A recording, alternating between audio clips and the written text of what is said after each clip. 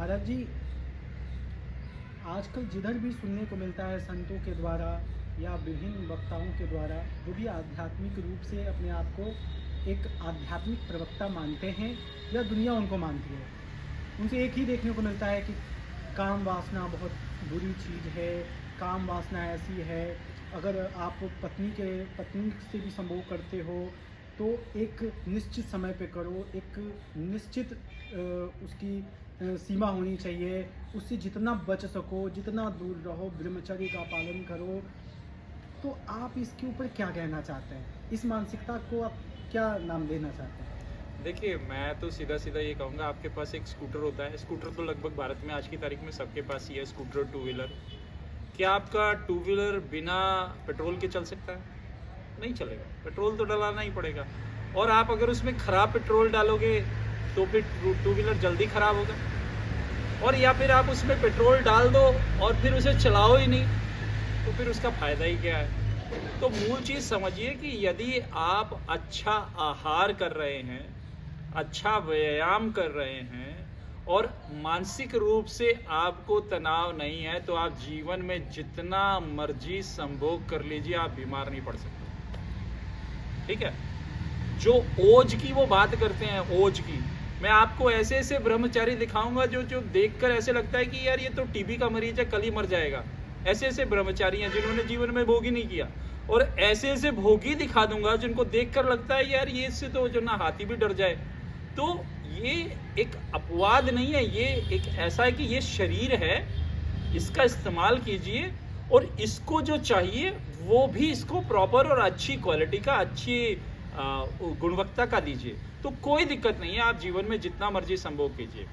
ये जो लोग हैं, दरअसल भारत में एक समस्या क्या है आज की तारीख में, हम कपड़ों से तो ईसाई हैं, सोच से मुसलमान हैं और नाम के खाली हिंदू बचे हुए हैं। तो हमारी सोच तो ऐसी हो गई है जैसी इस्लामी वालों की सोच होती है। कपड़े और लाइफस्टाइल हमारा ऐसा हो गया जैसे क्रिश्चियन लाइफस्टाइल होता है, और सोच हमारी जो है वो इस्लाम की हो गई और मानसिकता वो भी इस्लाम की हो गई। नाम केवल हिंदू का बचा है। जो काम को गलत बताए उसको ये जानना चाहिए कि काम को भी देवों की श्रेणी में रखा गया है, उसको असुर नहीं बताया गया। काम देव कहा है, रति है, पूरे शास्त्र है, काम शास्त्र है। काम शास्त्री नहीं है, काम सूत्र भी है, और काम सूत्र भी नहीं है, श्रृंगार रहस्यम है जो रति ने लिखा है। तो ये इतने बड़े बड़े ग्रंथों की रचना करने की आवश्यकता ही क्या पड़ी अगर काम का कोई महत्व नहीं था। जीवन में जब तक काम से संतुष्टि नहीं होगी, किसी राम से मुलाकात नहीं हो सकती, ये मेरा दावा है। ब्रह्मचारी बैठे बैठे वहां पोर्नो देख रहे होते हैं मोबाइल में, उससे कुछ नहीं होने वाला। बाहर अगर इंद्री को संयमित कर भी लिया और भीतर से मन भाग रहा है तो क्या ही कर लोगे जीवन में। मेरा बस चले तो वृंदावन और हरिद्वार से ट्रेनें चला दूं गोवा के लिए, जाए लोग जाकर के देखें वहां जो देखना है। कम से कम आंखों की तृप्ति होगी तो मन की भी तो थोड़ी बहुत तृप्ति होगी। जीवन में कुछ किया नहीं। मुझे एक व्यक्ति मिला, मैं ये नहीं कहूंगा कहाँ का सन्यासी था वो, 86 साल की उम्र उसकी, और वो मेरे से कह रहा है कि मुझे स्वप्न में आकर अप्सराएं परेशान करती है। अरे भाई, तुझे क्यों परेशान करेंगे? तो 86 साल का है, अप्सराएं जाएंगी तो किसी हट्टे कट्टे नौजवान के साथ 22-23 साल वाले के पास जाएंगी, वो तेरे पास क्यों आएंगी? लेकिन वो पूरे जीवन जो काम को दबाया है, बुढ़ापे में वही काम जोर मार रहा है, बाहर निकल रहा है। बुढ़े बुढ़े लोगों को देखोगे आप तो लार टपकाते हुए लड़कियों के कॉलेज के बाहर खड़े होते हैं, देख रहे होते हैं, क्योंकि जीवन में हमने उसको स्वतंत्रता का स्वाद ही नहीं चखाया, उसको ये महसूस करने ही नहीं दिया कि काम ऊर्जा गलत नहीं है, इसमें कुछ बुरा नहीं है। लेकिन ये अगर किसी के ऊपर थोपी जाए, यदि आप जबरदस्ती अपने काम की संतुष्टि के लिए किसी का इस्तेमाल करते हैं तो वो गलत है, मैं उसके विरोध में हूं। लेकिन काम ऊर्जा में कोई बुराई नहीं है। काम ऊर्जा उतनी ही शुद्ध और पवित्र है जितना शुद्ध और पवित्र गायत्री मंत्र है, जितनी शुद्ध और पवित्र विष्णु सहस्त्र नाम है, जितना शुद्ध और पवित्र ललिता सहस्त्र नाम है। ये जितने शुद्ध और पवित्र है उतनी ही शुद्ध पवित्र है काम ऊर्जा भी, उसमें कोई बुराई नहीं है।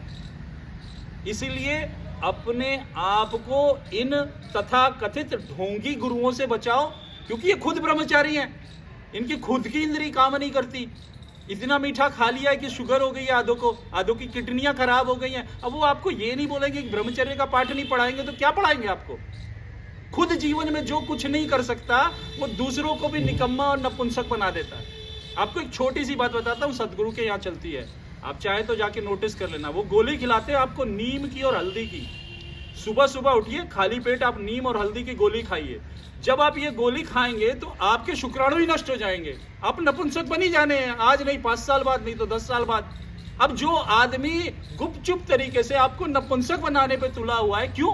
क्योंकि उसके जीवन में खुद कोई सेक्स नहीं है, खुद कोई काम का वो नहीं है, एक्सपर्जन नहीं है। तो भाई फिर वो आदमी तो काम के विरोध में ही बोलेगा ना, काम के समर्थन में थोड़ी बोलेगा।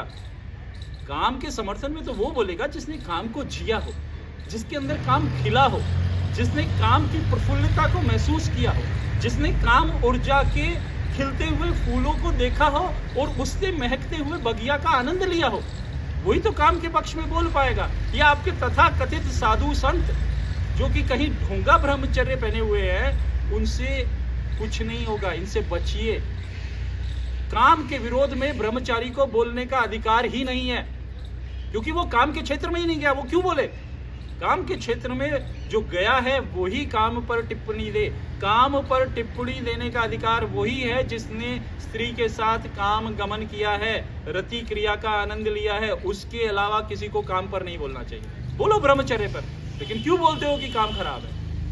काम खराब नहीं है।